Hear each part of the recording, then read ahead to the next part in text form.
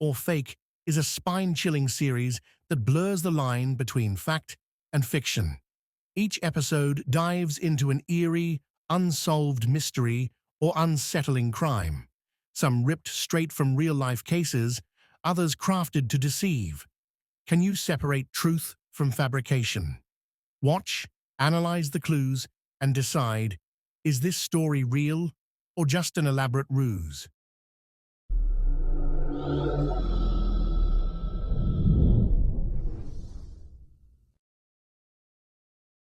The Unfinished Letter.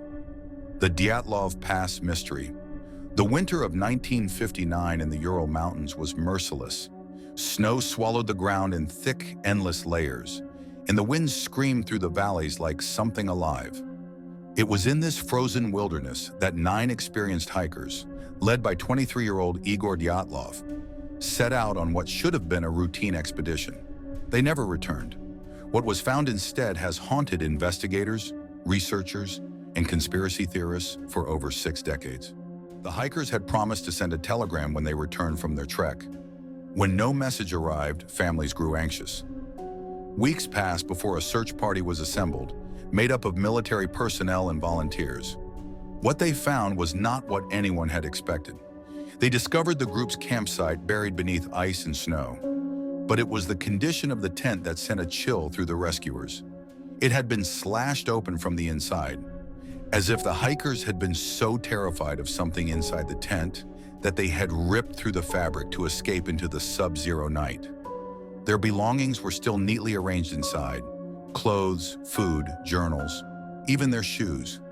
Outside, barefoot footprints trailed away from the site, leading deep into the darkness of the forest. Then, one by one, the bodies began to surface. The first 2 victims, Yuri Krivonishenko and Yuri Doroshenko, were found near the tree line, lying next to the remnants of a small fire. They were wearing only underwear, their hands raw from climbing the bark of a nearby cedar tree, as if they had been desperately trying to escape something. 3 more bodies were found scattered between the tree line and the tent. They appeared to have collapsed while attempting to return to the campsite.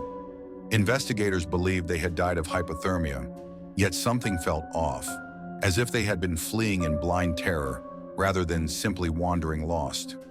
It was the final 4 bodies, discovered 2 months later in a ravine, that turned this from a tragic accident into an enduring nightmare. One of them, Lyudmila Dubinina, was missing her tongue and eyes. Her ribs were shattered, not just broken, but pulverized with a force that experts compared to a high-speed car crash. Another body had a crushed skull, yet there were no external wounds, as if whatever caused these injuries had done so without breaking the skin. Adding to the mystery, some of their clothes were found to have traces of radiation. Among the personal belongings retrieved from the tent, investigators found the hikers' journals. Most of the entries were routine. Notes about the weather, the terrain, jokes among friends. But in the final entry, written just hours before the group fled into the night, were 9 chilling words. "We now know that snowmen exist. We are watching them." Was it a joke? A reference to a local legend?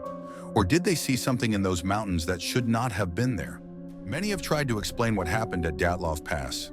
The Soviet government quickly classified the investigation, fueling speculation that the hikers had stumbled upon a secret military test or weapons experiment. Others believe they were attacked by a wild animal, a violent local tribe, or even a Yeti-like creature that some say roams the Ural Mountains.